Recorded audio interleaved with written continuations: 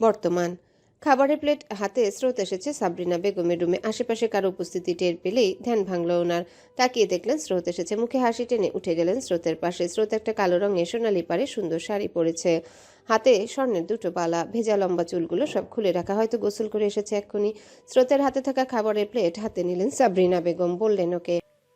এত সকালে ঘুম থেকে উঠলে যে? এসব কাজই বা করছো কেন? ঠিকঠাকভাবে পড়াশোনা করো স্রোত। এসব কাজ তোমাকে করতে হবে না। স্রোত হাসলো ফুপির কথা শুনে, বলল ওনাকে, এ আর কি কাজ ফুপি?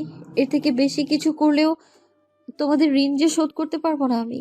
সাবরিনা বেগম তাকিয়ে রইলেন স্রোতের মুখটার দিকে। ওর মুখের এই সুন্দর হাসিটাই মিস করছিলেন তিনি। স্রোত কতটা বড় হয়ে গেছে, বুঝদারের মতো কথা বলছে মেয়ে। সাবরিনা বেগমও হাসলেন স্রোতের হাসির উত্তরে। যখনই চোখ গেল স্রোতের হাতের দিকে, মুখের হাসি মিলিয়ে গেল ওনার। ব্যান্ডেজ বাঁধা হাতটা ধরে বললেন স্রোতকে, এটা কিভাবে হলো স্রোত? কাব্য করেছে এসব? স্রোতের মুখটা ঢেকে গেছে অন্ধকারে। ফুপিকে কি বলবে এখন? হাতটা কিভাবে কেটেছে সে নিজেও তো জানে না। স্রোত ফুপির থেকে হাত সরিয়ে নিল, মিনমিনে কণ্ঠে বলল ওনাকে, না না, এমনি কেটে গেছে। এমনি এমনি কেটে যায় বুঝি? নিশ্চয়ই কাব্য তোমাকে কষ্ট দিয়েছে। স্রোত কথা বলল না। ওর চোখ দুটো দরজার বাইরে যেতেই কথা বলা ভুলে কেন যেন। চোখ নামিয়ে নিল সে, তাকিয়ে রইল মেঝের দিকে। স্রোতের তাকান অনুসরণ করে দরজার দিকে তাকালেন সাবরিনা বেগম। দরজার সামনে দাঁড়িয়ে থাকা কাব্যকে দেখে অবাক হলেন তিনি। বুকে দুই হাত ভাঁজ করে ওনারই রুমের দরজার সাথে হেলান দিয়ে দাঁড়িয়ে আছে কাব্য। এই অসময়ে কাব্যের এখানে আসার কারণ বুঝলেন না সাবরিনা বেগম। ওকে কিছু জিজ্ঞাসা করবেন তখনই বলল কাব্য, কি কি পরামর্শ দিচ্ছেন ওকে? কিভাবে এমনি করতে হয় শেখাচ্ছেন নাকি? সাবরিনা বেগম ভ্রু কুচকে তাকালেন কাব্যের দিকে। এই ছেলেটা এমন কেন? মুখের উপর যা তা বলে দেয় যে কাউকে। বিরক্ত হলেন সাবরিনা বেগম। চোখ মুখ শক্ত করেই বললেন কাব্যকে, তুমি মানো স্রোত তোমার বউ? সাবরিনা বেগমের কথার উত্তর দিল না কাব্য। চোখ বুলালো স্রোতের দিকে। নিজের অজান্তে ঠোঁটের কোণে হাসি ফুটে উঠল ওর। শাড়ি চুড়ি আর খোলা চুলে কাব্যের নীলাম্বরীকে পুরো বউ বউ লাগছে আজ। স্রোত মুখ তুলে তাকাতে চোখাচোখি হলো দুজনের। কাব্য স্বাভাবিক করলো নিজেকে। চোখে মুখে এসে পরিচিত গম্ভীর ভাবটা নিয়ে আসতে স্রোত পালালো যান বাঁচিয়ে। একটু আগে খাবারের টেবিলে এসে বসেছিল কাব্য। ওর প্লেটে খাবার তুলে দিবে এতটা সাহস ছিল না স্রোতের। হাত থেকে এটা সেটা পড়ে যাওয়ায় রোগ আছে স্রোতের। যদি ভুল করে সেদিনের মতো খাবার পড়ে যায় হাত থেকে, কাব্য তখন তুলকালাম কাণ্ড বাঁধাবে। এই ভেবে পাশে দাঁড়িয়েছিল স্রোত। কাব্য খাচ্ছিল আরও দেখছিল। স্রোত চলে যেতেই কাব্য এগিয়ে আসলো সাবরিনা বেগমের কাছে। ওনার ঠিক মুখোমুখি এসে দাঁড়িয়ে বলল, সন্দেহ আছে আপনার? তা তো আছেই। ঠিক আছে, সারাসারি করে নি তাহলে। এটাই তো চাইছেন। তারপর কি করবেন? সরোদকে ওই রেজনের সাথে বিয়ে দিয়ে দিবেন? দরকার পড়লে দিতে হবে। আচ্ছা আচ্ছা, সবাইকে তাহলে মারার আগে 40-এ দাওয়াত দিয়ে দিবেন। বাকিদের আর কষ্ট করে দেখে দেখে দাওয়াত দিতে হবে না, নিজের কাজটা নিজেই করে যান। সাবরিনা বেগম বেজায় বিরক্ত কাব্যের বেয়াদবিতে। শক্ত গলায় বললেন তিনি। কাব্য কাব্য তেমন গুরুত্ব দিল না সাবরিনা বেগমকে। হেঁটে গিয়ে দাঁড়ালো রুমের একপাশে রাখা পুরনো কাপবোর্ডটার কাছে। রুমের দেয়ালে বড় একটা ছবি টাঙানো ছিল কাব্যের আম্মু আর আব্বুর। দুজনার মাঝখানে ছিল সে আজ সেই ছবির জায়গায় সাবরিনা বেগম আর মাহতাব সাহেবের ছবি। ছবিটা দেখেই ভেতরে জ্বালা হলো কাব্যের। জেদ করে এই রুমে পা রেখেছিল সে। এখন চারিদিকটা দেখলেই কেমন দম বন্ধ লাগছে। এই রুমে ওর আম্মুর অস্তিত্ব নেই। জিনিসপত্রগুলোতে ওনার হাতের ছোঁয়া নেই। ভাবলেই কেমন কষ্ট হচ্ছে কাব্যের। এত বছর হয়ে গেল তবু ওর খালামুনি আর বাবাকে একসাথে মানতে পারে না কাব্য। মাহতাব সাহেব চোখ খুললেন। এত সময় কথা বলার শক্তি নেই ওনার। বিছানায় শুয়ে থেকে তাকালেন ছেলের মুখ পানে। কাব্যের চোখগুলো পুরোপুরি ওর আম্মুর মতো। চোখের দিকে তাকানোর সাহস পান না মাহতাব সাহেব। তাকালে যে ভেসে ওঠে ওই পরিচিত মুখটা। অনুশোচনা বোধ হয় ওনার। ভুল তো কম করেননি। শেষ বয়সে এসে এক এক করে সব মনে পড়ছে। বুঝতে পারছেন নিজের ভুল, কিন্তু শুধরে নেওয়ার সুযোগ নেই ওনার কাছে। সাবরিনা বেগম বুঝছেন না কাব্যের মতিগতি। হঠাৎ কেনই বা রুমে এলো জানা নেই ওনার। রুমে জিনিসপত্র সব ওনার বোনেরই। নতুন করে কিছুই আনেননি সাবরিনা বেগম। বোনের স্মৃতি মুছে ফেলতে চাননি তিনি। থাক সবটা আগের মতোই। এই যে কাব্য কাবার্ডের সামনে গিয়ে দাঁড়িয়েছে, পুরো কাবার্ড ভর্তি কাপড় চোপড় সব কাব্যের আম্মুর। উনি কখনোই হাত লাগাননি এসব। মাঝে মাঝে পরিষ্কার করে রাখেন। ভাবনায় আসলো ওনার, কাব্য কি আজ ওর আম্মুর জিনিসপত্রগুলো নিতে এই রুমে পা রেখেছে? ভাবতে না ভাবতেই সত্যি হলো ওনার কথা। কাব্য কাবার্ড খুলে ওর আম্মু শাড়ি গহনাগুলো এক এক করে বের করলো। একটা নীল রঙের সুন্দর শাড়ি নজরে আসতেই মনে পড়লো কাব্যের। ওর আম্মু যখন আলমারি গুছাতেন কাব্য এই নীল রঙের শাড়িটা হাতে নিয়ে বারবার বলতো এটা সুন্দর। উনি তখন হাসতেন, কাব্যের মাথায় হাত বুলিয়ে সুন্দর করে বলতেন, কাব্যের ছোট্ট মাথায় তখন প্রশ্ন আসতো, মায়ের তো অনেকগুলো শাড়ি, কাব্যের বউকে এই শাড়িটাই কেন দিবে? বাড়ির অন্যদের কাছে কাব্য চুপচাপ হলেও মায়ের কাছে সে বরাবরই চঞ্চল ছিল। মনে যা আসতো মুখে বলতেও দেরি হতো না, সাথে সাথে কাব্য জিজ্ঞাসা করতো ওর আম্মুকে। শুধু এই শাড়িটা দিবে কেন আম্মু? তোমার তো অনেকগুলো শাড়ি। ছেলের কথা শুনে প্রথমে খিলখিল করে হাসতেন তিনি, যখনই মুখ কালো করত তখন আবার রাগ ভাঙানোর জন্য বলতেন। ভাবনার জগৎ থেকে বেরোলো কাব্য। ওর আম্মুর শাড়ি গহনাগুলো নিয়ে বেরিয়ে গেল রুম থেকে। মাহতাব সাহেব আর সাবরিনা বেগম পিছু ডাকলেও শুনলেন না। কাব্য রুমে এসেছে, সবগুলো শাড়ি গহনা বিছানায় সাজিয়ে রেখে একটা একটা করে ছুঁয়ে দেখছে। ইস, কতদিন হলো কাব্য দেখে না ওর আম্মুকে, কতদিন হলো কেউ মায়া করে হাত বুলিয়ে দেন না ওর মাথায়। মায়ের প্রতিও যে কাব্যের অনেক অভিমান, কেন ছেড়ে গেলেন ওকে? গেলেই যখন সাথে করে নিয়ে গেলেন না কেন? একবার ভাবলেন না কাব্য কেমন থাকবে? সবাই স্বার্থপরের মতো কেবল ছেড়ে গেল ওকে, কেউই ভালোবেসে শেষ পর্যন্ত থাকলো না কাব্যের সাথে। কেন বারবার এমন হয়? কেন ওর ভালোবাসার জিনিসগুলো হারিয়ে যায় বারবার? কাব্য বসে আছে মেঝেতে, খাটের সাথে মাথাটা এলিয়ে দিয়েছে, নিজের মাথায় এলোমেলো চুলগুলো খামচে ধরেছে সে। কাব্য চোখ বন্ধ করলো। চোখের সামনে ভেসে উঠল নীলাম্বরীর মায়াবী মুখটা। তখনই আর তার নীলাভ চোখ দুটো দেখলেই মনে হয় কত রহস্য লুকিয়ে এই চোখ দুটোর মধ্যে। কাব্যের অশান্ত মনটা শান্ত হলো নীলাম্বরীর কথা মাথায় আসতে। সব দুঃখ কষ্ট ভুলে গিয়ে ভাবলো সে, নীলাম্বরী কাব্যকে ভালোবাসবে। নীলাম্বরী চলে যেতে চাইলেও কাব্য তাকে যেতে দিবে না। হাতে পায়ে শিকল পরিয়ে হলেও সে নিজের কাছে আটকে রাখবে নীলাম্বরীকে। স্রোত দাঁড়িয়েছিল কাব্যের রুমের দরজার সামনে। তখন দেখলো ফুপির রুম থেকে কাব্য কিভাবে বেরিয়ে এলো। মুখ দেখে মনে হচ্ছিল চিন্তিত সে, তাই লুকিয়ে লুকিয়ে দেখতে এসেছে কাব্যের কি হলো। এ কি দেখছে স্রোত? ওর কঠোর কাব্য ভাই কান্না করছে, কষ্ট পাচ্ছে সে। কিন্তু স্রোত তো কাব্যকে দয়ামায়াহীন নিষ্ঠুর একটা মানুষ বলেই জানে। কাব্যের পুরো রুমটা অগোছালো হয়ে আছে। স্রোতের ইচ্ছে করছে গিয়ে গুছিয়ে দিতে, কিন্তু ভেতরে পা রাখবে না সে। সামনেই যাবে না কাব্যের এই ভেবে স্রোত চলে যাচ্ছিল। ওর পায়ে থাকা নুপুরে রিনিঝিনি আওয়াজ কানে গেল কাব্যের। ওর মন বলল বাইরে কেউ আছে, অতি পরিচিত কেউ। কাব্য ডেকে উঠল তখন। স্রোত। স্রোতের কানে গেল কাব্যের ডাক। কাব্য কি ওকে দেখে ফেলেছে কোনোভাবে? স্রোত যাবে না ওই খরগোশটার সামনে। সেদিনের মতো যদি আজও কষ্ট দেয়, ধমক দিয়ে বলে কেন এসেছে ওর রুমে, কি উত্তর দেবে স্রোত? স্রোত চলে যেতে চেয়েও পারল না। পা বাড়াতেই কাব্য হাত টেনে ধরল ওর। স্রোতের মুখ গিয়ে ঠেকলো কাব্যের বুকে, সাথে সাথে ওর ঠোঁটে দেওয়া হালকা লিপস্টিকের দাগ বসলো কাব্যের পরনে থাকা ছায় রঙা শার্টে। কাব্য খেয়াল করলো না সেদিকে। স্রোতের হাত টেনে রুমে নিয়ে গেল সে। ভয়ে ভয়ে জিজ্ঞাসা করলো স্রোত। কেন নিয়ে আসলেন আমায়?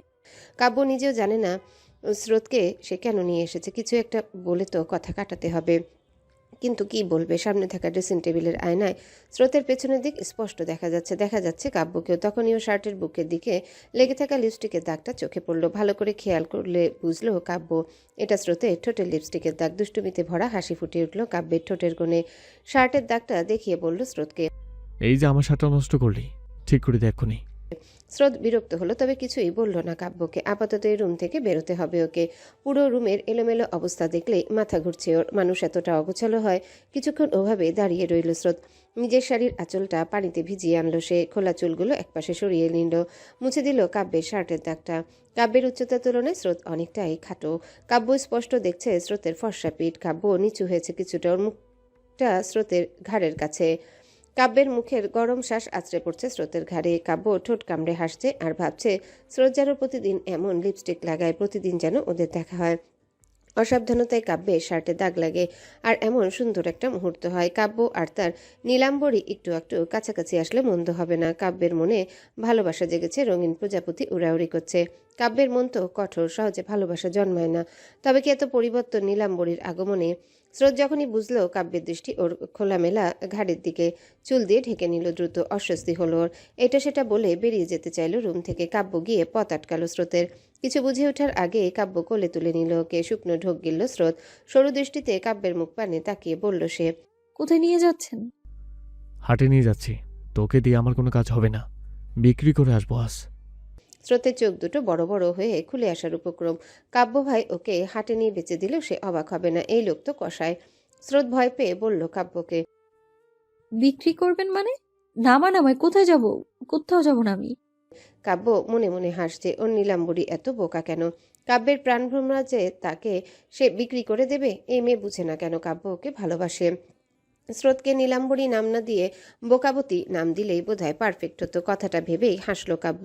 কাব্যের কোল থেকে নামার জন্য ছটফটানি থামিয়ে দিল স্রোত। এ কি দেখছে সে? গোমরামুখ লোকটা আজ হাসছে। কাব্যের মুখে হাসি তো মরুভূমিতে পানির সন্ধান পাওয়ার মতোই। তবে হাসলে লোকটাকে মন্দ দেখায় না, কি সুন্দর লাগছে দেখতে। হাসির কারণে গালে ডিম্পল পড়ছে কাব্যের। স্রোতের হাত দিয়ে ছুঁয়ে দেখতে ইচ্ছা করছে কাব্যের গালটা। কাব্য স্রোতের দিকে তাকাতেই সে চোখ সরিয়ে নিল অন্যদিকে।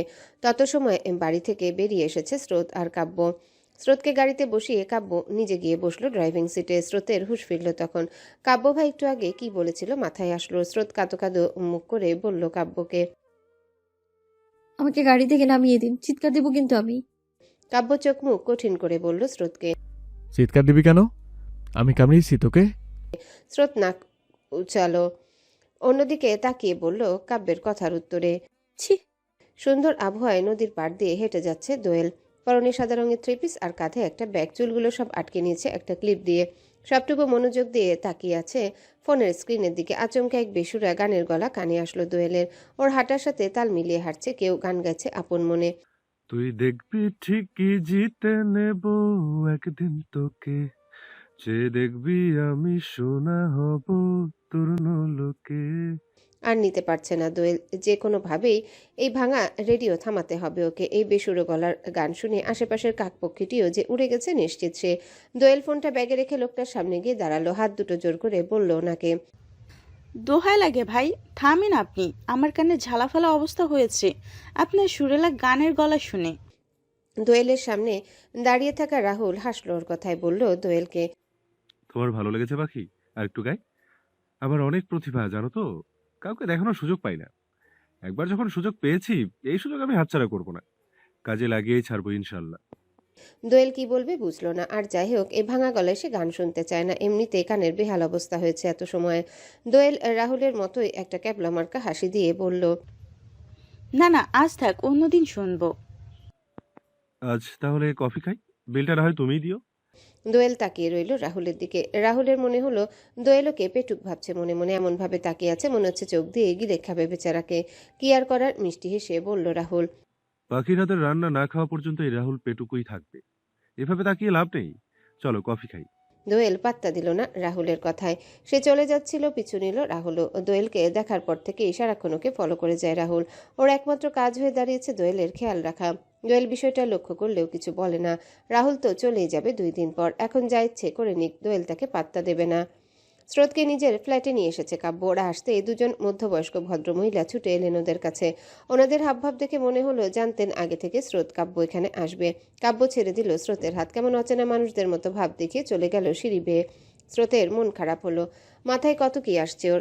ওভার থিঙ্কিং করা তো স্রোতের অভ্যাস। এই যে এখন ভাবছে, মুভিতে যেমন দেখতো কোনো কোনো নায়কের আলাদা বাড়ি থাকে পরিবারের পছন্দে। যার সাথে বিয়ে হয় তাকে রেখে আলাদা বাড়িতে সে নিজের পছন্দের মানুষকে নিয়ে থাকে। তেমনই হয়তো কাব্য ভাইও তার পছন্দের মানুষ নিয়ে এখানে থাকেন। হয়তো বিয়ে করেছেন, বাচ্চা কাচ্চাও আছে। স্রোতকে তো কাব্য অপছন্দ করে, তবে কেন নিয়ে এলো এই বাড়িতে?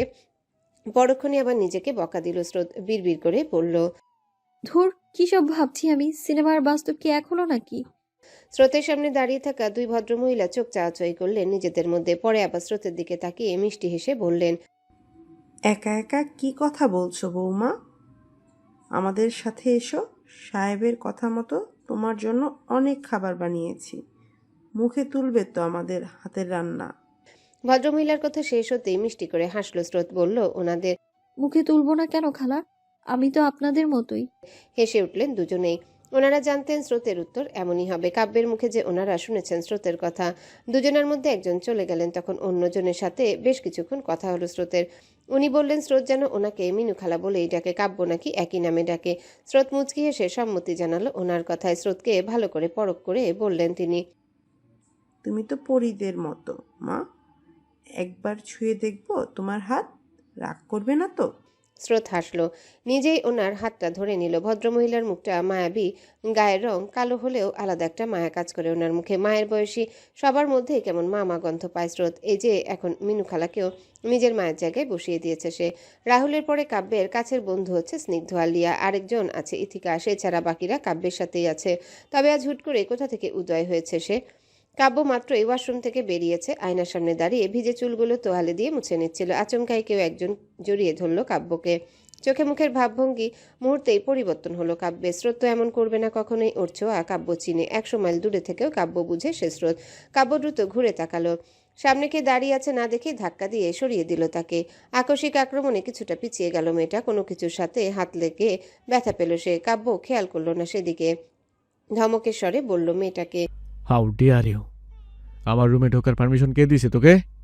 কাব্যের সামনে দাঁড়িয়ে থাকে ইথিকা বিরক্ত হলো না ওর এমন আচরণে। হাবভাব দেখে মনে হলো সে অভ্যস্ত এসবে।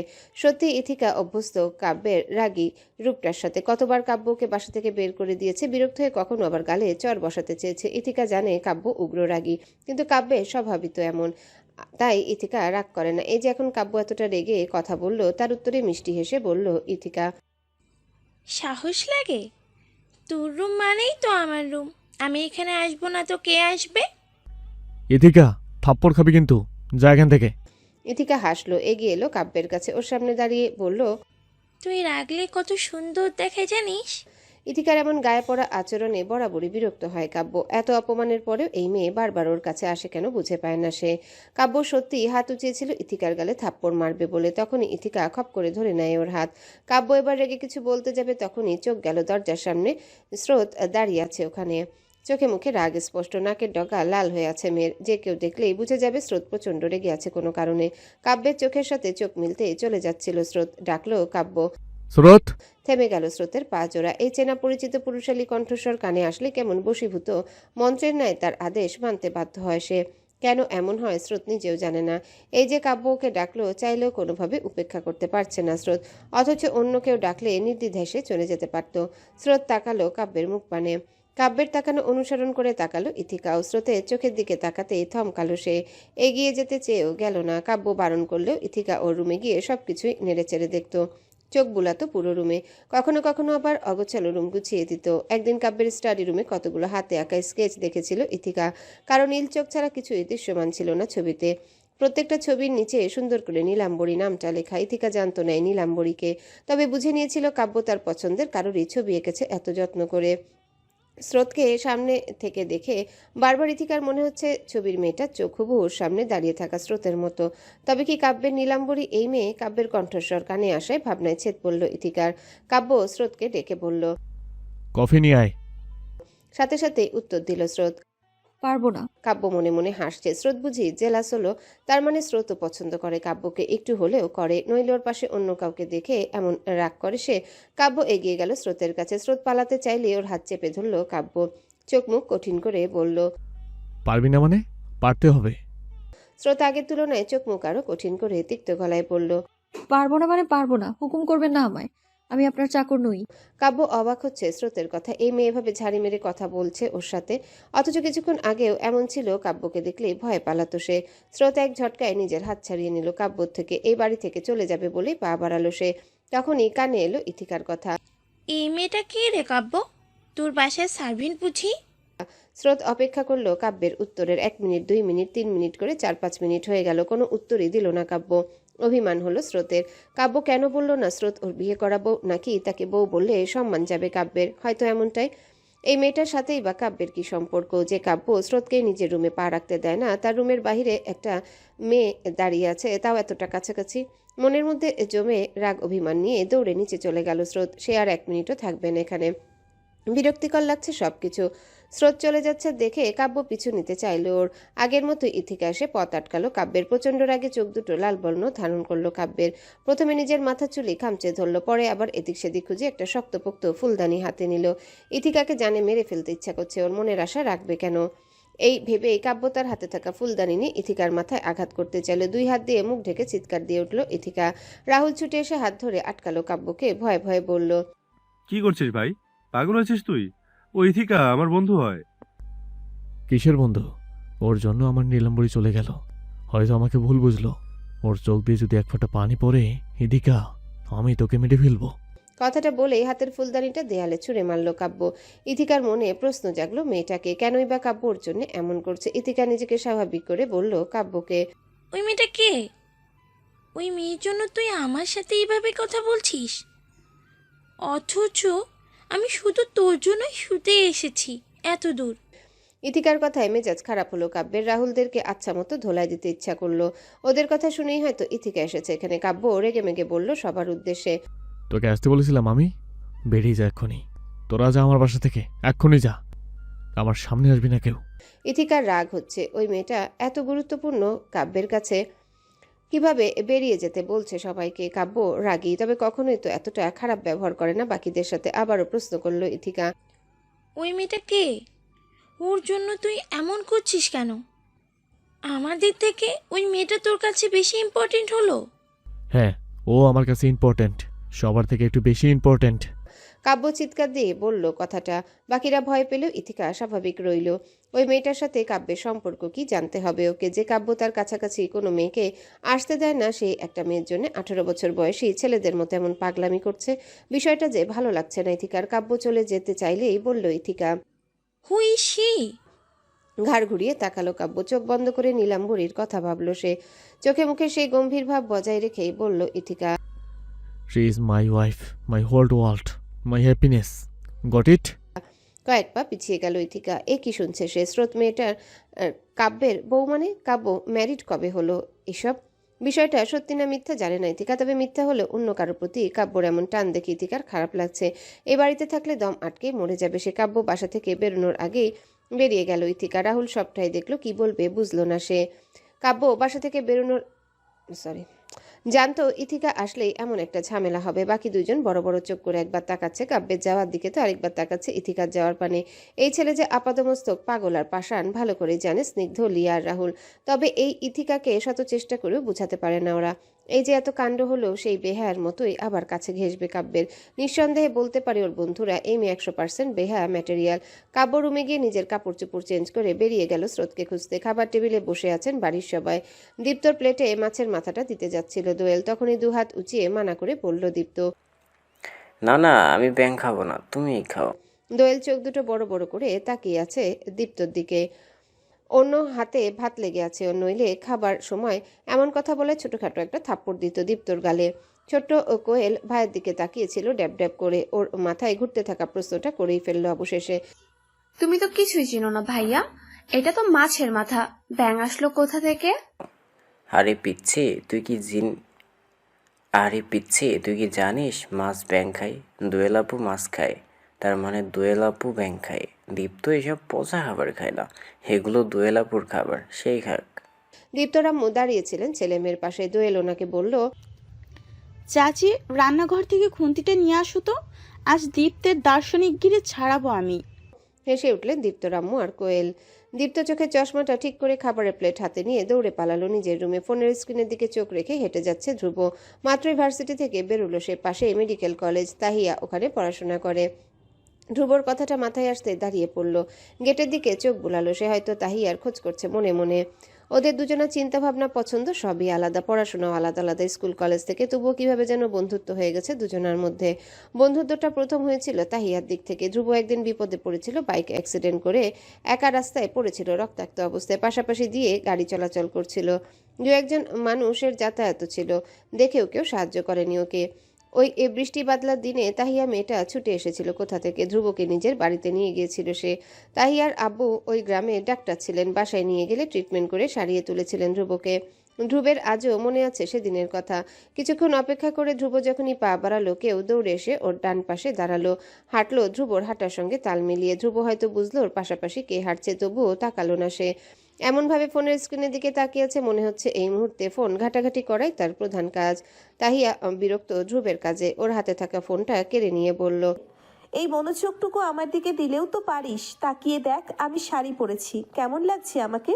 ধ্রুব মাথা ঘুরিয়ে তাকালো তাহিয়ার দিকে। পা থেকে মাথা পর্যন্ত দেখলো ওকে। সাদা রঙের সুন্দর একটা শাড়ি পরেছে তাহিয়া। মাথা সিল্কি চুলগুলো সব খুলে রাখা, মুখেও হালকা মেকআপ। আজ তাহিয়ার কলেজে প্রোগ্রাম ছিল, সেজন্যই হয়তো সেজেছে এভাবে। ধ্রুব তাহিয়ার মাথার চুলগুলো এলোমেলো করে বলল ওকে, সব সময় সাদা পরে মেঘ সাজিস কেন? মাঝে মধ্যে নীল শাড়ি পরে নীলাঞ্জনাও তো সাজতে পারিস, নীলে তোকে ভালো মানায়। তোর নীল পছন্দ, কিন্তু আমি তো জানি সাদা পছন্দ। আমার পছন্দে কি আসে যায়? কথা বলল না তাহিয়া। মনে হলো নিজের কথার জালেই নিজে ফেসেছে সে।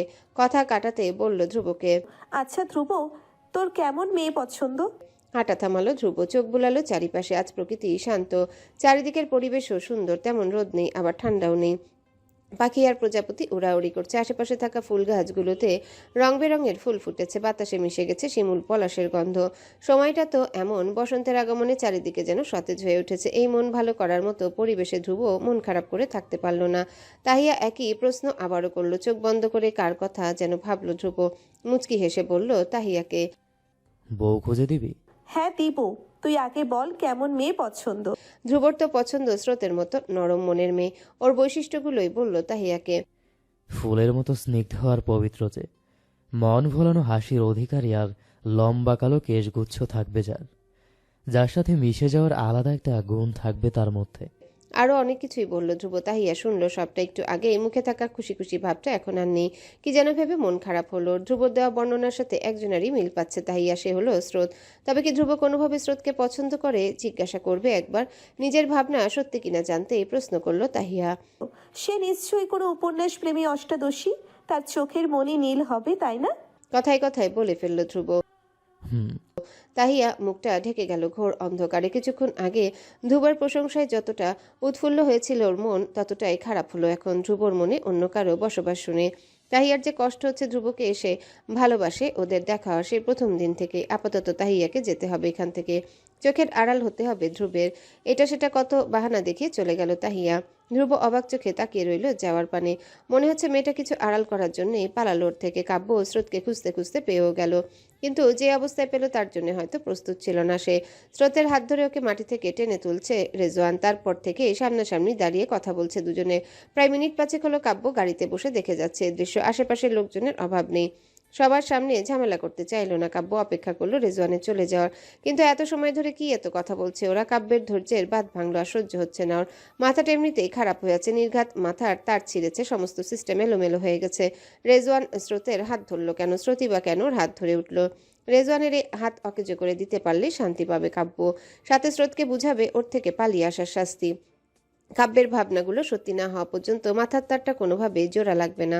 কাব্য গাড়ি থেকে নামলো, হেঁটে এসে দাঁড়ালো স্রোত আর রেজওয়ানের সামনে। তখনও স্রোত খেয়াল করেনি কাব্যকে। আচমকাই হাতে টান পড়লো স্রোতের। চমকে তাকালো সে, দেখলো রাগান্বিত চেহারার কাব্যকে। চোখ দুটো কেমন লাল হয়ে আছে কাব্যের, এমনভাবে তাকিয়ে আছে স্রোতের দিকে, মনে হচ্ছে চোখের চাহনি দিয়ে জ্বালিয়ে পুড়িয়ে শেষ করে দিবে ওকে। স্রোত তীব্র রাগের আভাস পাচ্ছে কাব্যের এই চাহনিতে। কাব্য শক্ত করে চেপে ধরেছে স্রোতের হাতটা। হাতে থাকা চুড়িটা ভেঙে ছিঁড়ে গেছে হাতের কিছুটা জায়গা, রক্ত বের হচ্ছে সেখান থেকে। আর নিতে পারল না স্রোত, বলে উঠল কাব্যকে। ছাড়ুন, ব্যথা পাচ্ছি আমি। সাথে সাথে গম্ভীর কণ্ঠে বলল কাব্য। ছাড়বো না, আমি চলুনি হয়তো শরীরে, তোর এই হাত আমি না ধরলে আর কেউ ধরতে পারবে না স্রোত। রেজওয়ান তখনও দাঁড়িয়ে আছে স্রোত কাব্যের সামনে, কি যেন ভেবে বলে উঠেছে। ছাড়তে হবে কাব্য, স্রোত বিরক্ত তোমার আচরণে, কেন করছো এসব? রাগে ঘি ঢালার মতোই কাজ করলো রেজওয়ান। কাব্য ঘাড় কাত করে তাকালো রেজওয়ানের দিকে। কিছুক্ষণ ওভাবে তাকিয়ে থেকে কিছুটা এগিয়ে গেল রেজওয়ানের দিকে, বাঁকা হেসে বলল ওকে। আমার ব্যক্তিগত পাখির দিকে নজর দিলে চোখগুলো উপড়ে ফেলতে পারে রেজওয়ান। এমনিতে তুই বিরাট বড় ভুল করে ফেলেছিস, বি কেয়ারফুল, যখন তখন যাতা হয়ে যেতে পারে। কাব্য এমনভাবে কথাটা বলেছে যেন স্রোত শুনতে না পায়। স্রোত শুনলো না কাব্যের কথা। এদিকে রেজওয়ান ভ্রু কুচকে তাকালো কাব্যের দিকে। ছেলেটা যে শান্ত কণ্ঠকে বড়সড় একটা হুমকি দিল বুঝতে বাকি রইল না রেজওয়ানের। এখনো হাতে আর মাথায় ওর ব্যান্ডেজ বাঁধা। কে বা কারা সেদিন অমন আক্রমণ করেছিল জানে না রেজওয়ান, তবে আন্দাজ করেছিল মানুষটা হয়তো কাব্যই। তবে কি রেজওয়ানের ভাবনায় সত্যি? কাব্য স্রোতকে টেনে হিঁচড়ে গাড়িতে নিয়ে তুললো। আবারও গাড়ির জানালা দিয়ে রেজওয়ানের দিকে তাকালো, চোখ দিয়ে শাসালো ওকে। রেজওয়ান আগের মতোই দাঁড়িয়ে আছে ওখানে, মাথায় কত প্রশ্ন ঘুরছে ওর। একদিনে স্রোতকে না পাওয়ার যন্ত্রণা, অন্যদিকে কাব্যের পাশে বারবার ওকে দেখা। রেজওয়ান যে সহ্য করতে পারছে না কোনোভাবেই। স্রোত কাব্যকে একসাথে মানতে পারছে না। সে মনে মনে ভেবে নিয়েছে যেভাবেই হোক আলাদা করবে ওদের। সেদিন স্রোতদের বাড়িতে আসবে বলে তৈরি হয়েছিল রেজওয়ান। একটা অচেনা নাম্বার থেকে কল আসলো, বলল ওর কোনো এক স্টুডেন্ট সে নাকি বিপদে পড়েছে। রেজওয়ান দ্রুত ছুটে গেল তাকে হেল্প করতে। তখনই কারো আক্রমণের শিকার হলো সে। নিভু নিভু চোখে ওকে আঘাত করতে থাকা লোকটাকে দেখেছিল রেজওয়ান, স্পষ্টভাবে দেখেনি বিধায় জানে না লোকটাকে। তবে সে নিজের মনে রাগ মিটিয়েছে ওকে ওভাবে মেরে ভালোই বুঝতে পারছে সে। কে বা কারা সেদিন এমন কাজ করেছিল জানা নেই রেজওয়ানের। কেনই বা ওর বিয়ের দিনই এমন একটা ঘটনা ঘটলো? কফিনে করে ওর রক্তাক্ত শরীরটা কেনই বা স্রোতের সামনে পাঠানো হলো? সবটা কি তবে কেউ পরিকল্পনা করেই করেছিল? কেবল বিয়ে আটকাবে বলে? ঘুরে ফিরে বারবার রেজওয়ানের মাথায় কাব্যের নামটাই আসছে। এবার শিওর হওয়ার জন্য যা যা করা লাগে সবই করবে সে। যেভাবে হোক স্রোতকে সে নিজের করে ছাড়বে। কাব্যকেও বুঝাবে রেজওয়ানের সাথে টক্কর দেওয়ার ফল কি হতে পারে। আলিশান বাড়ির গেটের সামনে এসে থেমেছে কাব্যের কালো রঙের কারটা। স্রোত এত সময় চেঁচামেচি করেছে ওকে গাড়ি থেকে নামিয়ে দেওয়ার জন্য। কাব্য শুনলেও কোনো কথা বলেনি প্রথম দিকে। যখন ধৈর্যের বাঁধ ভাঙল তখন বড়সড় একটা ধমক দিয়ে উঠল স্রোতকে। ভয় আর একটা টু শব্দও করেনি স্রোত। ছলছল চোখ জোড়ানি বারবার তাকাচ্ছে কাব্যের মুখ পানে। বাড়িতে গেলে ওর জন্য কি অপেক্ষা করছে এটাই ভেবে যাচ্ছে। কাব্য গাড়ি থেকে নেমে স্রোতকেও নামালো। টানতে টানতে ওকে বাড়ি পর্যন্ত নিয়ে গেল। ড্রয়িং রুমে তখন বাড়ির সবাই ছিলেন। কাব্য ও স্রোতকে এভাবে আসতে দেখে ভয়ে কথা থামিয়েছে সবাই। সাবরিনা বেগমের চোখে মুখে বিস্ময়ে স্রোতকে নিয়ে কাব্য তখন কোথাও গিয়েছিল, আর কেউ না দেখলেও উনি দেখেছিলেন। ভেবেছিলেন কাব্য কিছুটা হলেও পরিবর্তন হয়েছে, স্রোতের প্রতি তার একটু হলেও ভালোবাসা জন্মেছে। কিন্তু এ কি দেখছেন উনি? কাব্য এমনভাবে স্রোতের হাত ধরে টেনে হিঁচড়ে ওকে নিয়ে যাচ্ছে যে কেউ দেখলেই বুঝে যাবে বিরাট কোনো ঝামেলা হয়েছে ওদের মধ্যে। স্রোত কি কোনো ভুল করলো নাকি কাব্য ইচ্ছে করেই এমন করছে? আপাতত এত কিছু ভাবলেন না সাবরিনা বেগম। কর্কশ কণ্ঠে ডেকে বললেন ওদের। দাঁড়াও। কাব্য শুনেও না শোনার ভান করে চলে যাচ্ছিল। স্রোত উপেক্ষা করতে পারল না ফুপির ডাক। কত কি বলে থামানোর চেষ্টা করলো কাব্যকে, কিন্তু ব্যর্থ সে। কাব্য কেমন পাগলের মতো আচরণ করছে। ওর রাগান্বিত চেহারাটা দেখলেই ভয় লাগছে স্রোতের। সাবরিনা বেগম আবারও বললেন, তোমাকে দাঁড়াতে বলেছি কাব্য। ঠিক দোতলায় গিয়ে হাঁটা থামালো কাব্য। রেলিংয়ে ভর দিয়ে তাকালো সাবরিনা বেগমের দিকে। উনি যেভাবে বললেন সেভাবেই বলল কাব্য। আপনি দাঁড়াতে বলে আমি দাঁড়িয়ে যাব? আপনার বোঝা উচিত আপনার বা অন্য কারো কথা শোনার মতো ছেলে আমি নই। আমার যখন যা মনে হবে আমি তাই করব। তোমার যখন যা মনে হবে তাই করতে পারো না কাব্য। স্রোত তোমার স্ত্রী, ওর সাথে এমন ব্যবহার কেন করছো তুমি? কি পাচ্ছ এসব করে? আপনি তো বলেছেন স্রোত আমার বউ। আমার বউকে আমি কি করব? কাটবো, মারবো, যা ইচ্ছে করব। কেউ আমাদের মধ্যে কথা বলতে আসলে তাকে ধাক্কা দিয়ে টেনে ফেলতে সময় নেব না আমি। থ্রেট দিচ্ছ তুমি? এক বাড়িতে আছি যেহেতু অন্যায় দেখলে কথা বলবই। এক বাড়িতে থাকতে হবে না, সমস্যা হলে বেরিয়ে যান আপনি। মুখটা ছোট হয়ে এলো সাবরিনা বেগমের। রাগে কাঁপছে ওনার শরীর। টাটিয়ে চড় মারতে ইচ্ছে করছে কাব্যের গালে, কিন্তু কিছুই করার নেই ওনার। দাঁতে দাঁত চেপে মেনে নিলেন সবটাই। স্রোত বিরক্ত কাব্যের আচরণে। বড়দের সাথে এভাবে কথা বলছে কেন কাব্য? যে ফুপিকে সে এতটা মানে ওনার সাথেই কাব্য এভাবে কথা বলছে, অপমান করছে ওনাকে। বিষয়টা যে মোটেও ভালো লাগছে না স্রোতের। স্রোতকে রুমে নিয়ে দরজাটা শব্দ করে লাগিয়েছে কাব্য। ড্রয়িং রুমের সবাই তখন তাকিয়ে আছে ওদের রুমের দরজার দিকে। ধ্রুব ভ্রু কুচকে তাকিয়েছিল স্রোত কাব্যের দিকে। ওরা রুমে ঢুকতে বিড়বিড় করে কাব্যকে বকাঝকা দিয়ে চলে গেছে নিজের রুমে। এ বাড়িতে থাকাটাই যেন বিরক্তিকর হয়ে উঠছে দিনকে দিন। দোয়েল অবাক হলো না এসব দেখে। এগুলো প্রতিদিনই হয়। স্রোত না বললেও দোয়েল বুঝে মনে মনে কাব্যকে পছন্দ করে স্রোত। কাব্যের এমন পজিটিভনেস অন্যদের বিরক্ত লাগলে দোয়েলের ভালোই লাগে। ছেলেরা তো বইয়ের প্রতি পজিটিভ হবে। দোয়েল বিশ্বাস করে একদিন সব ঠিক হবে। স্রোতের ভালোবাসা কাব্যকে ভালো হতে বাধ্য করবে। দোয়েল মন থেকে চায় ওর ভাইয়ের একাকিত্ব কাটুক। ছোটবেলায় সে কষ্ট পেয়েছে, এখন অন্তত কেউ একজন ভালোবাসার পাক। স্রোতেরও সব কষ্ট চলে যাক, ওরা একসাথে থাকুক সারা জীবন। স্রোত কাব্যের রুমের দরজা দিয়ে তাকিয়ে মুচকি হাসলো দোয়েল। অপেক্ষা না করে চলে গেল বাইরে। কোয়েল আর দীপ্তকে স্কুলে নামিয়ে দিয়ে তারপর নিজের কাজে যাবে সে। রেজওয়ান বসে আছে ওর রুমে, হাতে মদের গ্লাস আর সামনে একটা বোর্ডে স্রোতের একাধিক ছবি টাঙানো। এই মেয়েটাকে রেজওয়ান পছন্দ করে, খুব বেশি পছন্দ করে। প্রথমেও চিন্তা ভাবনা খারাপ থাকলেও পরে কি যেন হলো, বাধ্য হলো মেয়েটাকে ভালোবাসতে। স্রোতের চোখগুলো কেমন মায়াবী, তাকালেই সমস্ত দুঃখ কষ্ট দূর হয়ে যায় রেজওয়ানের। স্রোতকে দেখে রেজওয়ানের মনে হয়েছিল স্রোত ওর জন্য পারফেক্ট। বেশি কিছু না ভেবে বিয়ের প্রস্তাব দিয়েছিল ওর বাড়িতে। সবাই যখন মেনে নিল মনে মনে অনেক খুশি হয়েছিল রেজওয়ান। মনে হচ্ছিল আকাশের চাঁদ হাতে পেয়েছে সে। কত স্বপ্ন সাজিয়েছিল স্রোতকে ঘিরে, কিন্তু হুট করেই কোথা থেকে এক কালবৈশাখী ঝড় এসে এলোমেলো করে দিল সব। রেজওয়ানের ধ্যান ভাঙলো। সার্ভেন্ট মেয়েটা কফির কাপ নিয়ে ওর রুমে আসলো। রেজওয়ান কফির কাপটা হাতে নিয়ে যেই না চুমুক দিল মনে হলো জিহবায় কিছু একটা আটকে গেছে ওর। তীব্র জ্বলুনি অনুভব হলো। যন্ত্রণায় চোখ মুখ কুঁচকে নিল সে। রাগে হাতে থাকা কফির কাপটা ছুঁড়ে ফেললো মেঝেতে। কাপে থাকা বেশ কয়েকটা আলপিন দৃশ্যমান হলো তখন। কপাল কুচকালো রেজওয়ান। এগুলো কার কাজ হতে পারে বুঝে নিল সে। রেজওয়ানের চিৎকারে ওই রুমে উপস্থিত হলেন বাড়ির সবাই। ওর জিহবার ঠোঁট দিয়ে তরল তাজা রক্ত গড়িয়ে পড়ছে। চোখ মুখ আর নাকের ডগা লাল হয়ে আছে। সার্ভেন্টের খোঁজ করলো রেজওয়ান। অবাক হলেন সবাই। আজ তো ওদের বাসার সার্ভেন্ট আসেইনি। স্রোতকে তখন রুমে নিয়ে দরজাটা লক করে চলে গিয়েছিল কাব্য। মাত্রই আসলো। কোথায় গিয়েছিল বা কোথা থেকে আসলো কিছুই জানে না স্রোত। শুধু জানে ওকে এই রুম থেকে বেরোতে হবে, কাব্যের থেকে দূরে যেতে হবে। কাব্য এসে স্রোতের ঠিক পাশটায় বসেছে। স্রোত তাকালো কাব্যের দিকে, চুলগুলোর এলোমেলো, শার্টের বুকের দিকের বোতাম কয়েকটা খোলা, স্পষ্ট দেখা যাচ্ছে বক্ষদেশ। কাব্যকে কেমন অস্বাভাবিক লাগছে। স্রোত ভাবলো চলে যাবে, রুম থেকে উঠে যেতেই কাব্য পথ আটকালো ওর। শক্ত করে চেপে ধরলো স্রোতের হাত। স্রোত কাব্যের থেকে নিজের হাত ছাড়ানোর চেষ্টা করছে আর বলছে বারবার, ছাড়ুন, আমার লাগছে। কাব্যর বুকের বাম পাশটায় হাত রেখেছে, ঘাড় কাত করে স্রোতের মুখটার দিকে তাকিয়ে বলছে, আমারও লেগেছে স্রোত, এই যে এখানটায়। তুই দেখিস না আমার কষ্ট? কেন পালিয়ে আসলি তখন? আমি কষ্ট দিয়েছিলাম তোকে? স্রোতের মনে পড়ছে তখনকার ঘটনা, কিভাবে মেয়েটা কাব্যের সামনে অপমান করলো ওকে, আর কাব্য কিছুই বলল না। স্রোতের কষ্ট হলো, কাব্য কেন ওর সাথে এমন। তখন যদি ওর পরিচয়টা দিত স্রোত, ওর কি হয় বলতো, তাহলে কি খুব ক্ষতি হয়ে যেত। কাব্য স্রোতের দিকে এগিয়ে আসলে ওর বুকে ধাক্কা দিয়ে বলল, স্রোত, দিয়েছেন তো, আপনার কথা দিয়ে প্রতিনিয়ত পোড়াচ্ছেন আমায়। বুঝতে পারছেন না আপনি? চোখে মুখে জমে থাকা রাগ সরে গেল কাব্যের, ঠোঁট কামড়ে হাসলো সে। স্রোতের দিকে কিছুটা এগিয়ে গিয়ে বলল ওকে, কোথায় কোথায় পড়ছে বল, স্পেশাল ট্রিটমেন্ট করে দেবো। স্রোত রেগে আছে এমনিতেই, কাব্যের এমন কথা ভালো লাগছে না ওর। আপাতত যেতে হবে এখান থেকে। মনের মধ্যে কত কথা, স্রোতের কিছুই বলবে না সে কাব্যকে। স্রোত পা বাড়ালে পথ আটকালো কাব্য। ভ্রুজোড়া কুচকে ওর দিকে তাকালেই বলল স্রোত, পথ ছাড়ুন। তখন বললেন না কেন আমি আপনার কি হই? লজ্জা করছিল আমাকে নিজের সাথে জড়াতে। কাব্য চুপ রইল সে আগের মতো। স্রোত বুঝে নিল কাব্যের উত্তর। আবারও চলে যেতে চাইলে কাব্য খপ করে ধরে নিল ওর হাত, বলল রেগে মেগে, কোথায় যাচ্ছিস? বেশি নাচানাচি করছিস স্রোত, পা দুটো কেটে ফেলবো কিন্তু। স্রোত একইভাবে রাগে গর্জে উঠে বলল কাব্যকে, আমাকে আটকানোর আপনি কে? ছাড়ুন বলছি।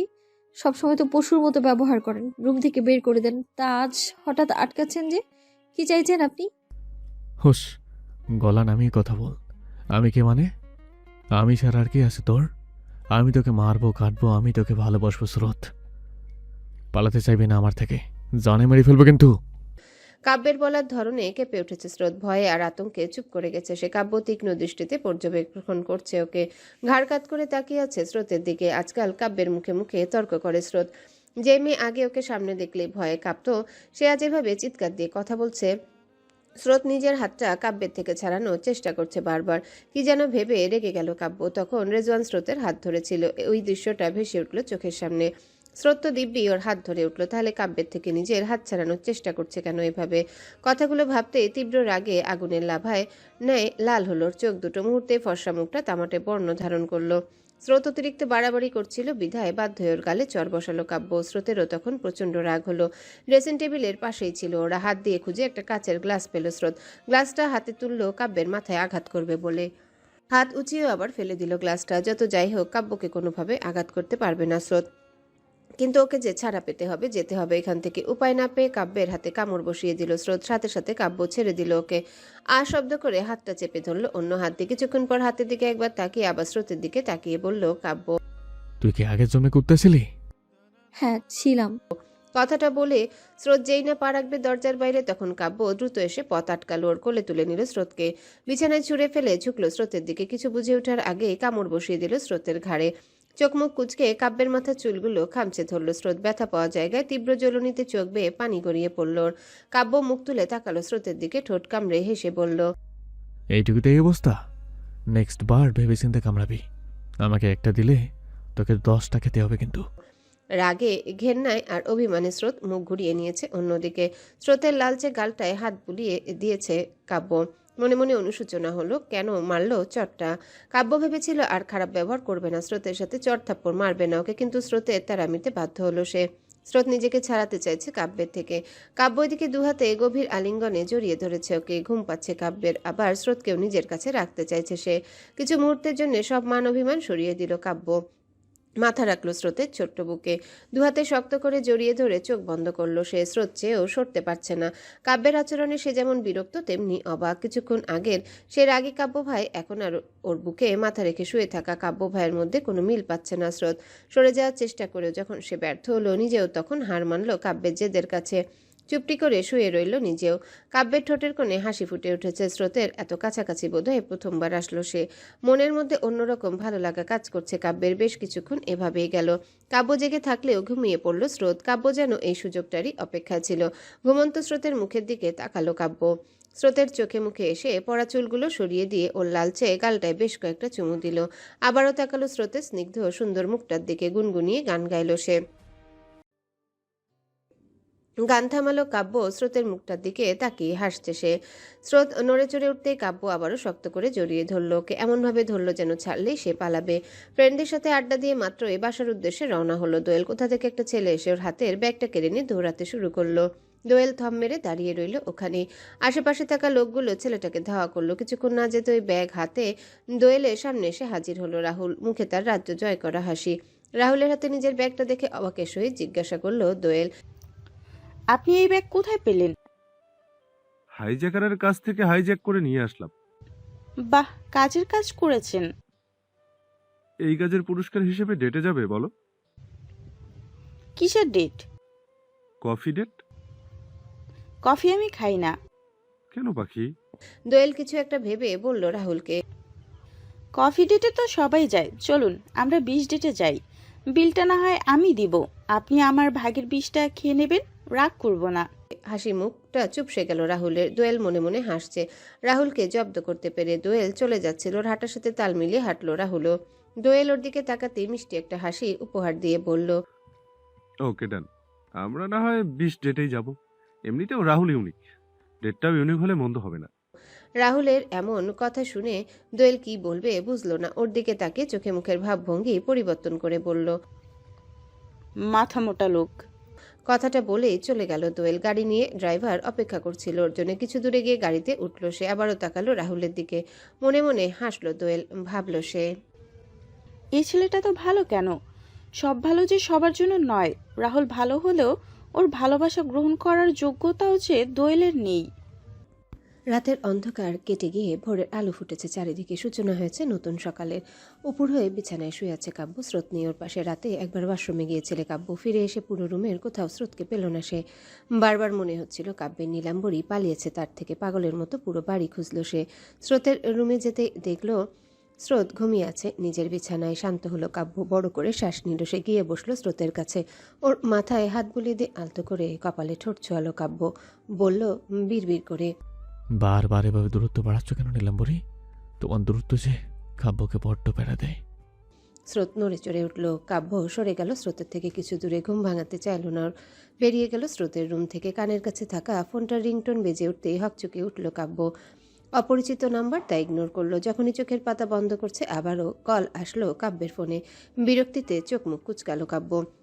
ফোনটা হাতে নিয়ে কে কল দিয়েছে না দেখেই বলল, কে রে? মরা চুলকানি উঠেছে? ফোনের অপর প্রান্তের মানুষটা হয়তো বিরক্ত হলো কাব্যের কথা, একইভাবে বলল সে। রেজওয়ান বলছি। কাব্যর ঠোঁটের কোণে বাঁকা হাসি খেলা করছে। বলছে সে রেজওয়ানকে, সে তুমি যেই হও, আমার স্বাদের ঘুম ভাঙালে কেন? আমার ঘুম ভাঙানোর অপরাধে তোকে সারা জীবনের জন্য ঘুম পাড়িয়ে দিলে খারাপ হবে না বলো? রেজওয়ানকে ঘুম পাড়ানোর মতো ঘুমের ওষুধ এখন আবিষ্কার হয়নি। বাদ দাও ওসব। বিদেশ থেকে পড়াশোনা করে আসা দ্য গ্রেট কাব্যের মুখের ভাষা এমন। এমনি এমনি কি আর বলি তুমি আমার স্রোতের যোগ্য না? শেষের কথাটা কাব্যের রাগ বাড়ানোর জন্য যথেষ্ট। সকাল সকালে রেজওয়ান নামের আপদ ওকে কল দিল। কোন মতলবে ঠিক বুঝলো না কাব্য। রেজওয়ানের বলা আমার স্রোত কথাটা বারবার কাব্যের কানে বাজছে। রাগে চেহারার ভাবভঙ্গি পরিবর্তন হয়ে গেছে ওর। কাব্য ধারালো কণ্ঠে বলল রেজওয়ানকে, স্টপ ইউর ফাকিং টক। স্রোত আমার। স্রোত মানে তুমি ওর হাজব্যান্ড? নিশ্চয়ই না। স্রোত আমাকে পছন্দ করে কাব্য। আমি ওকে নিজের করে ছাড়বো যেভাবেই হোক। স্রোতকে আমি নিজের করব। জেগে জেগে স্বপ্ন দেখছিস? তোকে আমি অন করেছিলাম রেজওয়ান। স্রোত আমার, আমার মানে শুধুই আমার। বলেও ওর নাম মুখে নিবে না, বোবা বানিয়ে ছাড়বো। পরের বার কিন্তু কথা বলার শক্তি পাবি না। রেজওয়ানের বুঝতে বাকি নেই কাল রাতের ঘটনাটা কাব্যই ঘটিয়েছে। আপাতত ভাবল না সেসব, দাঁতে দাঁত চেপে সহ্য করে নিল সব। নিজেকে শান্ত করে বলল কাব্যকে, স্রোত আমাকে ভালোবাসে, আমিও স্রোতকে ভালোবাসি। তুমি মাঝখানে এসে ভালো করেনি কাব্য। এখনো সময় আছে। যেভাবে এসেছো সেভাবেই ফিরে যাও। কাব্য হেসে উঠল রেজওয়ানের কথা শুনে। ওর মতো একটা ছেলে থ্রেট দিচ্ছে কাব্যকে, ভাবা যায়? কাব্য ওর পাশে থাকা বালিশটা আঁকড়ে ধরল, বলল রেজওয়ানকে, নিজের আসল ফর্মে আয় রেজওয়ান। এত ভালো সাজতে হবে না, তোকে আমি ভালো করেই চিনি। তোর মতো নোংরা নর্দমার কিট কাব্যকে থ্রেট দিচ্ছে, হাসি পাচ্ছে আমার, বুঝলি? কাব্য বিদ্রুপ করছে দেখে রাগ হলো রেজওয়ানের। শত চেষ্টা করেও ভালো সেজে থাকতে পারল না সে। রাগে গর্জে উঠে বলল কাব্যকে। কাব্য, আমি দেখে নিব তোকে। কাব্য হাসছে, নিজের মাথার এলোমেলো চুলের ভাঁজে হাত বুলাতে বুলাতে বলল রেজওয়ানকে। চিৎকার দিছিস কেন? মেয়েরা পাত্তা দেয় না? হারবার লাগবে? মজা করছিস আমার সাথে? রেজওয়ান কি জিনিস তুই জানিস না কাব্য।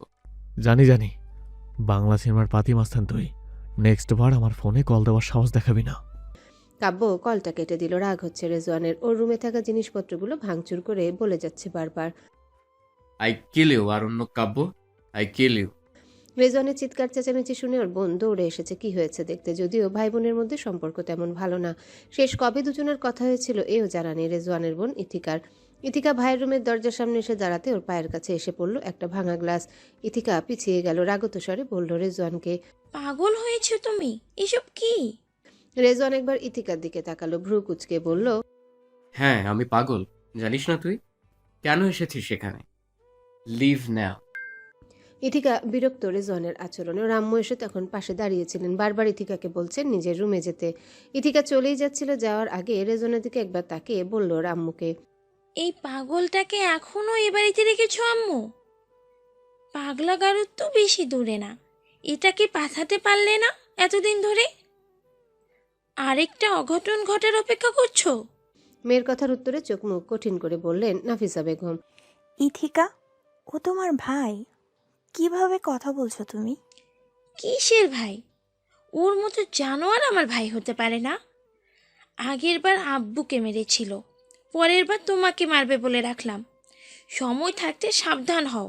রেজওয়ানের হাতের কাছে একটা ধারালো ছুরি ছিল। হুঁশজ্ঞান হারিয়ে রাগে ওইটা ছুঁড়ে মেরেছে ইথিকার দিকে।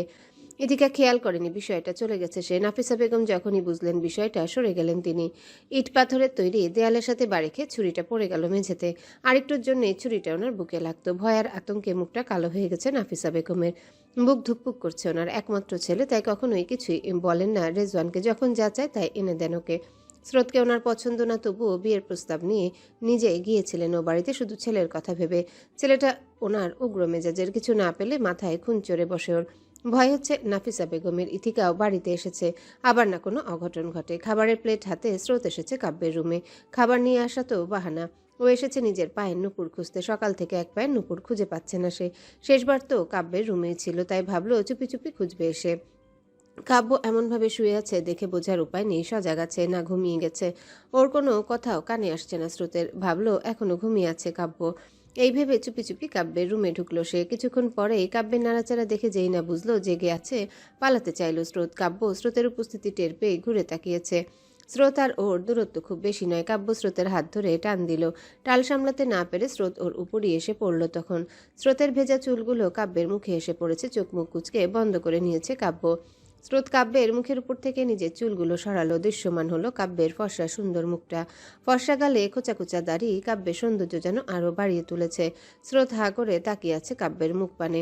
মনে মনে ভাবছে সে, এই অতি সুন্দর যুবকটি স্রোতের খুব কাছের কেউ, ওর স্বামী। ভাবলেই কেমন ভালো লাগা কাজ করছে মনের মধ্যে।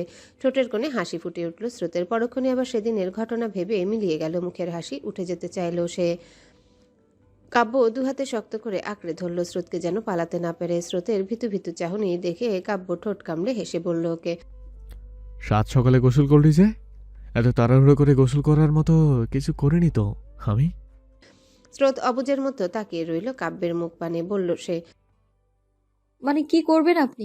কাব্য ঠোঁট কামড়ে হাসলো। কাব্যের এমন চাহনি দেখে লজ্জা লাগছে স্রোতের। ওর মাথায় আসলো হুট করে কাল রাতে ওরা একসাথে এক রুমে ছিল।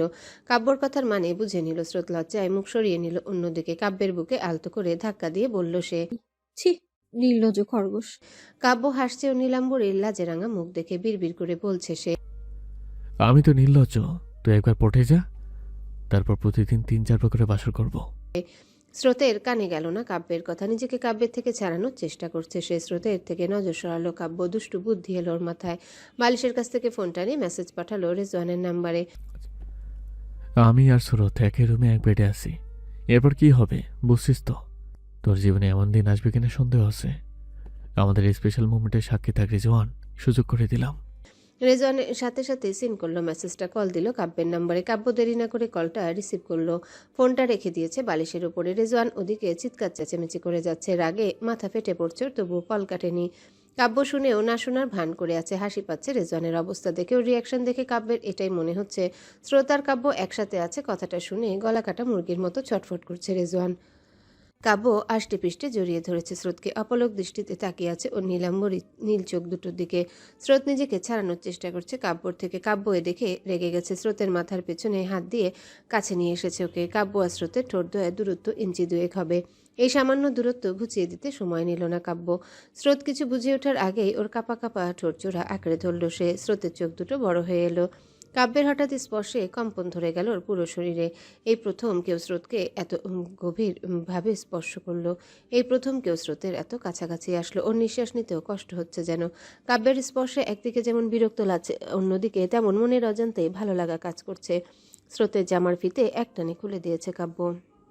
হাত বুলাচ্ছে ওর নগ্ন পিঠে। স্রোত কাব্যের এহেন আচরণে পাগল করে স্পর্শে কেঁপে উঠছে বারবার।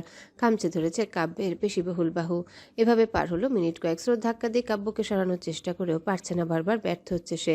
কাব্য স্রোতকে ছাড়তে ঘন ঘন শ্বাস ফেললো সে। কাপা কাপা কণ্ঠে বলল, কাব্য ভাই ছাড়ুন আমায়। কাব্য ভ্রু কুচকালো, আঙ্গুল দিয়ে চেপে ধরল স্রোতের গোলাপি ঠোঁটগুলো। কানের কাছে গিয়ে হিসিয়ে বলল ওকে, হুশ, কথা বলো না নীলাম্বরী। স্পষ্ট দেখছে স্রোত। কাব্যের চোখে মুখে মুগ্ধতা, কণ্ঠে মাদকতা মিশে আছে। কাব্যের এই মাদকতা মিশ্রিত কণ্ঠ ও স্রোতের পুরো শরীরে কম্পন ধরিয়ে দিতে বাধ্য। বুকের ধুকপুকানি বেড়েছে ওর। কাব্য এখনো তাকিয়ে আছে আগের মতোই গভীর আলিঙ্গনে, নিজের সাথে জড়িয়ে রেখেছে স্রোতকে। কাব্য এগুতে নিলে কাঁদো কাঁদো মুখ করে বলল স্রোত, ভয় করছে আমার, ছাড়ুন।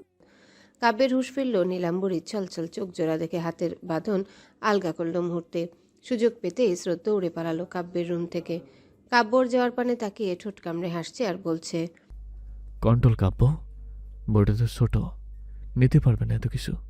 প্রায় ৩-৪ দিন হলো তাহিয়ার কোনো খোঁজ নেই। ওর নাম্বারে কল দিয়ে যাচ্ছে ধ্রুব, বারবার রিংটোন বেজে কেটে আসছে। ফোন তুলছে না কেউই। আজ ওর মেডিকেল কলেজের গেটের সামনে এসে বেশ অনেকক্ষণ অপেক্ষাও করেছে, কিন্তু একবারও দেখা পায়নি মেয়েটার। বারবার ধ্রুবর মনে হচ্ছে তাহিয়া বিপদে পড়েছে, না হয় অসুস্থ। তাহিয়াকে দেখবে বলে মনটা কেমন করছে ধ্রুবর। অন্য সময় তো এমন হয় না, তবে আজ কেন হচ্ছে? তাহিয়া বরাবরই পজিটিভ ওর আর ধ্রুবর বন্ধুত্ব নিয়ে। ধ্রুবর অনেকগুলো মেয়ে ফ্রেন্ড থাকলেও ধ্রুবই একমাত্র ছেলে ফ্রেন্ড তাহিয়ার, তাই হয়তো এত পজিটিভ ওকে নিয়ে।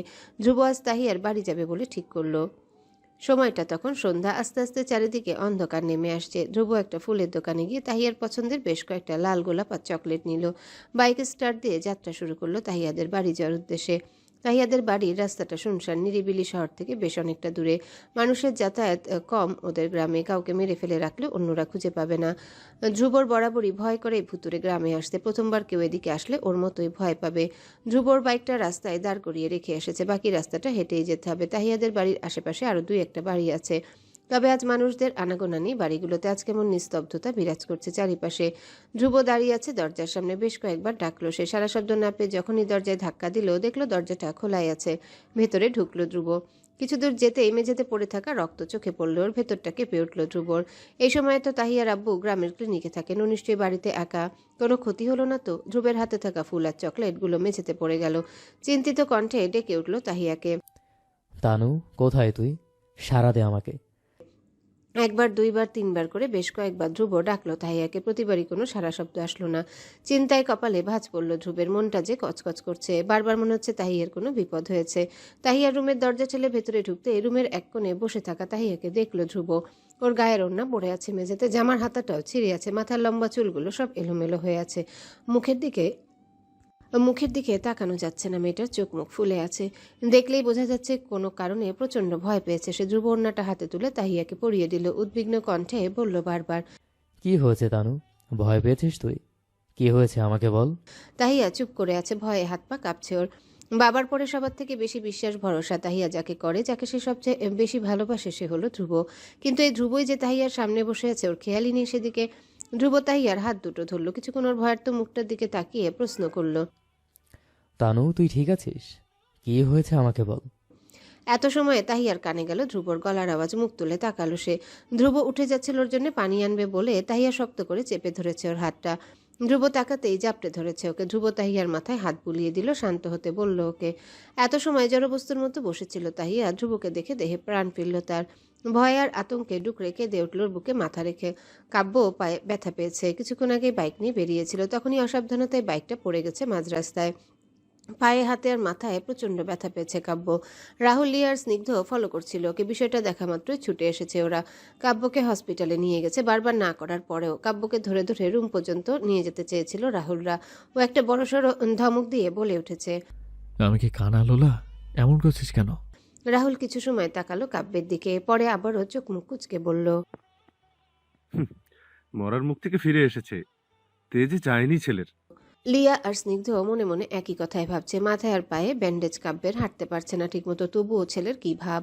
লিয়া মুখ ভেঙচি কেটে বলছে রাহুলের কথা রেস্ট টেনে, এ তেজ যেমন তেমন তেজ নয় রে রাহুল্লা, হে পুরো নাগা মরিচের তেজ। লিয়ার কথা শুনে রাহুল আর স্নিগ্ধ আরো 2-4টা কথা বলেছে। কাব্য চোখ গরম করে ওদের দিকে তাকাতেই হাসি ঠাট্টা থামিয়ে দিয়েছে সকলে। কাব্য নিজের রুমের দিকে পা বাড়ালো। স্নিগ্ধ, লিয়ার, রাহুলের চোখের আড়াল হলেই হাসলো সে। এই 3টা মানুষ কাব্যের কাছে স্পেশাল, খুব কাছের ওরা। সারা দুনিয়ার কাছে হেরে গেলেও সান্ত্বনা দেওয়ার জন্য এই মানুষগুলোকে পাশে পায় কাব্য। এত বকাঝকা করে বাসা থেকে বের করে দেয়, তবু বিপদে পড়লে ওদেরকেই সবার আগে কাছে পায় সে। কাব্য রুমে ঢুকলো, ফোনটা হাতে নিয়ে পাশের রেস্টুরেন্ট থেকে ওর বন্ধুদের পছন্দের সব খাবার অর্ডার দিল। পরে আবার খাটের বোর্ডের সাথে মাথা এলে দিয়ে চোখের পাতা দুটো বন্ধ করলো সে। রাতের আধারে ঢেকে গেছে চারিপাশ। জনমানবের উপস্থিতি নেই রাস্তাঘাটে। দিনের আলোয় শহর যেমন ঝকমকে হয়ে ওঠে, কর্মব্যস্ত মানুষ ছুটে কাজের তাগিদে রাতের অন্ধকারে ঠিক ততটাই নিস্তব্ধ হয়ে যায়। কোলাহল কমে যায় চারিপাশের।